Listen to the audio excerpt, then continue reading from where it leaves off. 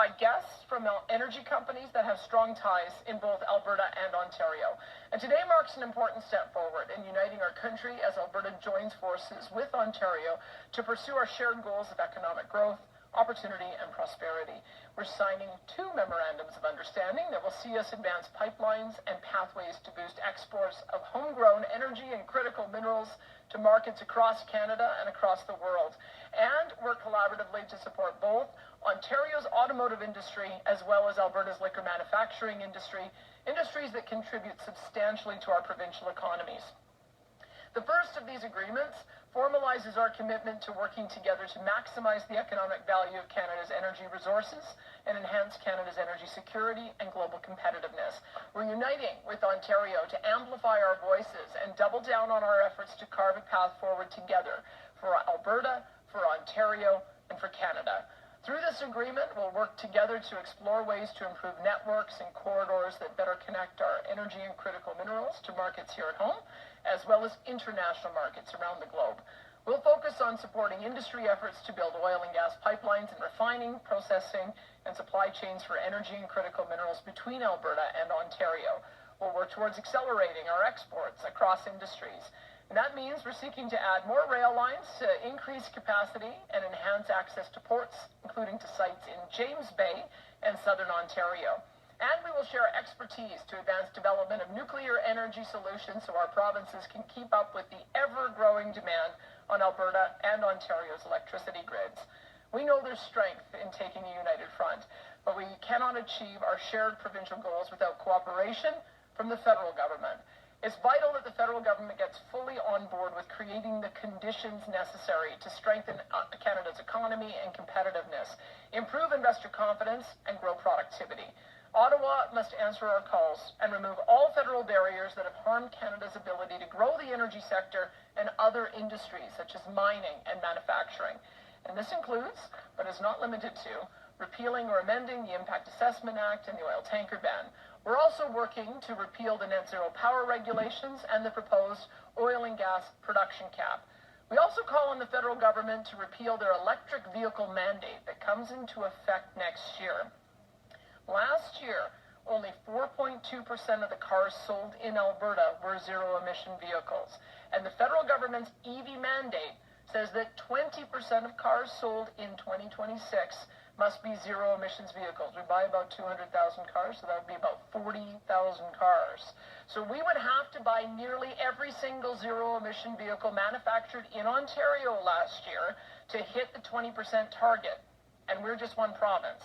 So removing federal barriers will allow Alberta and Ontario to attract investment and project partners we need to get shovels in the ground, grow industries, and create jobs. I'm excited to continue collaborating with Ontario so we can reach our shared goals, including to advance pipelines and responsible energy development. I am also pleased to partner with Premier Ford to support the growth of 2 other major industries of significance to Alberta and Ontario. The second memorandum of understanding outlines Alberta's commitment to explore ways to prioritize the purchase of made-in-Canada vehicles for our government fleets in a show of support for Ontario's automotive industry. And it sets the stage for Ontario's government to work with Alberta to explore ways to find additional opportunities to improve the interprovincial trade of liquor products to create even more opportunity for our producers. Today's signing marks an historic partnership founded in a mutual ambition to reach the full potential of our provinces, to grow our list of global customers for our energy resources, and to achieve long-term prosperity for all Canadians. I'll now turn it over to Premier Ford to speak more about today's MOUs.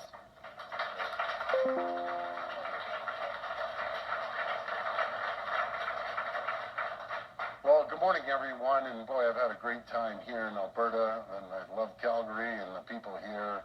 There's an amazing group of folks that live here. It's my pleasure to be here with so many members of our government. I know you run through them. I'm going to run through them one more time. Minister Lecce, Minister Surma, Minister Thompson, Minister Oosterhoff, MPA Will Boma. I want to start by thanking my friend Danielle, Premier Smith. Thank you for hosting us with this great city of Calgary and mine. You know, I got to tell my friends in Ontario, you want to come to a happening place, come to Alberta, come to the Stampede. You're going to have a great time in this beautiful province of Alberta. It's absolutely stunning here. Nothing showcases the wild rose spirit like the Calgary Stampede. The people of Alberta have been such gracious hosts. Thank you for your hospitality. Friends, I'm here with Premier Smith today because it's never been more important for Canadians to stand united from coast to coast to coast. President Trump's tariffs and the economic uncertainty they've created, they're hurting workers and businesses in every part of our great country. Steelmakers and aluminum workers in Ontario and Quebec, fishermen and women in British Columbia and Atlantic Canada, farmers across the prairies, including right here in Alberta, miners across Canada's beautiful north. No region has been spared. In the face of uncertainty, Canadians are coming together to stand up for our country and build a stronger, more united Canada. That's why, just a few weeks ago, Premier Smith and I were in Saskatoon to sign a historic agreement to unlock free trade between Alberta and Ontario. Over the last few months, Ontario has signed agreements with a total of 6 provinces to support free trade across Canada. We're doing this because we need to unlock the full potential of our economy. We need to tear down the barriers and red tape that have held us back for far, far too long. We need to make Canada more competitive, more resilient, and more self-reliant. We need to build the future for Canada where we can proudly stand tall, strong, united, and independent, so we can stand up to President Trump's tariffs and anything else that comes our way. That's what brings us here today, to sign 2 new agreements between Alberta and Ontario that will open access to new markets and create thousands of new jobs across Canada. These agreements are transformational. Ontario and Alberta are working together to build new energy and trade infrastructure, including pipelines and rail lines, so we can unlock the full potential of Canada's economy by diversifying our trading partners and bringing our natural resources to new customers and new markets. Built using Ontario steel, new pipelines would connect Western Canadian oil and gas to existing and potential new refineries in southern Ontario. They will also expand export opportunities, bringing Western oil and gas to new tidewaters right across the world, including by way of a potential new James Bay deep sea port in northern Ontario. New rail lines would connect Ontario's Ring of Fire region, critical mineral mining projects, and processing facility to Western Canadian ports as we build an end-to-end critical mineral supply chain. This is how we diversify our trading partners. This is how we make ourselves less reliant on the United States. This is how we secure the future of Canada. To move these ambitious projects forward, Ontario and Alberta will soon launch a joint feasibility study to determine the best route for economic and energy corridors, make recommendations on what financing and commercial tools might be needed to de-risk, and learn how we can best support homegrown supply chains, including Ontario's steel sector and our great steel makers. As we build the future of Canada, we will always meet our duty to consult with Indigenous partners and support their involvement with historic funding to help First Nations become equity partners in these nation-building projects. This agreement is a big step forward. To succeed, to build a more competitive, resilient, and self-reliant future, we need the federal government to do its part. We need the federal government to cut red tape and bring regulatory certainty so Canada can attract the kind of private sector investments that will be critical to build this energy and trade infrastructure. No one will build a pipeline to tidewaters if there's a ban on tankers. It's the craziest thing I've ever heard, a ban on tankers. No one will invest in opening a mine if it takes 15 years to get it to yes. It's time to end excuses and it's time to start building, and we need to start building now.